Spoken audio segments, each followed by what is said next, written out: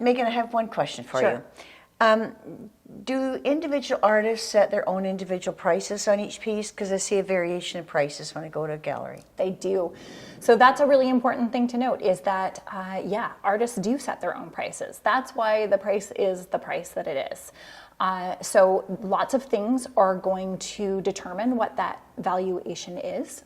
A lot of that is going to be years in the business. So we have some artists, our artist Rick Bond, for example, celebrated 30 years with us this year. 30 years with one gallery, which is kind of amazing. Wow. Like that doesn't happen so much. I mean, he's been here That's longer than many of the owners. Probably older than you. It's not, but thank you for saying so.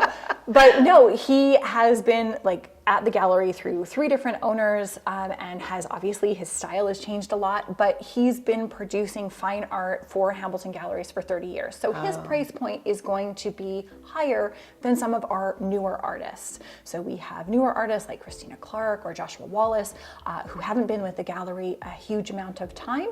So they don't have or any gallery really, a higher price point, but those will change over the years. Their prices will go up. I mean, materials go up, labor goes up. All of those things affect an artist's pricing. How they work, the type of paints they use, all of those will affect an artist's pricing. The scope and size of a work that they create.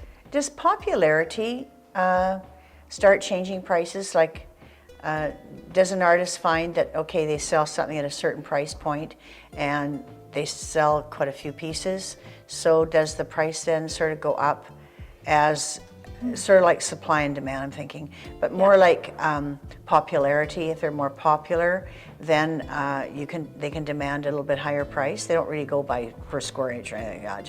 Just what the public demands, the demands. So it definitely can, and that's really going to depend on the artist and actually how they've set up their business. So an artist who is a one-man operation or a one-human operation is doing everything themselves.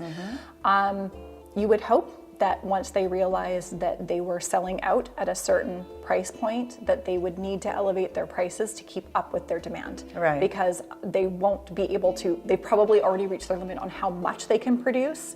So the only way to grow is probably to increase the pricing. Right. But that's really going to depend on the artist. In our case, it's ultimately, it's a retail situation, right?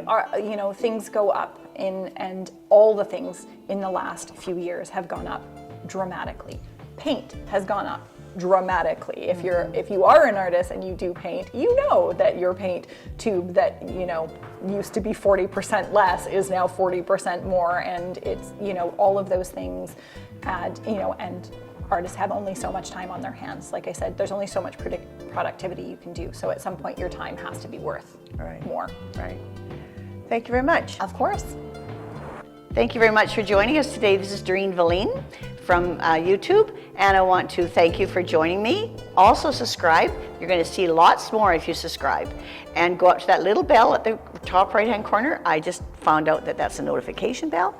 So next time we do one, you'll be in the know. Thanks a lot.